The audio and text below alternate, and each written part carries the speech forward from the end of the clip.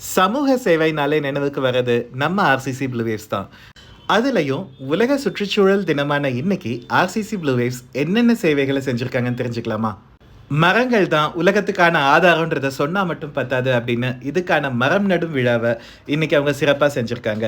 பலவிதமான மரக்கன்றுகளை பொதுமக்களுக்கும் கொடுத்து அவர்களையும் நட சொல்லி அவங்கள ஊக்கப்படுத்தினாங்க.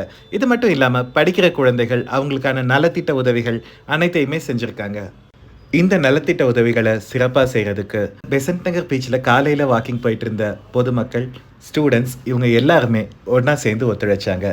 அது மட்டும் இல்லாமல் இந்த ஸ்கூல் ஃபீஸ் எல்லாத்துக்குமே ஸ்பான்சர் பண்ணது திரு ஆர் முரளிகிருஷ்ணன், திரு ஆர் திருக்குமார், இவங்களுக்கு ஒரு நன்றிகளை தெரிவிச்சுக்கலாம். இந்த முழு நிகழ்ச்சிக்கும் தலைமை தாங்கினது rotarian Thiru Sai Seshan, chairman literacy RID 3232, Thiru M Thangaraj, inspector law and order J5 Sastri Nagar, Thiru V Rajendran, sub inspector traffic, இவங்க எல்லாருக்கும் நன்றிகளை தெரிவிச்சுக்கலாம். இவங்களால தான் இந்த நிகழ்ச்சி சிறப்பு பெறுது.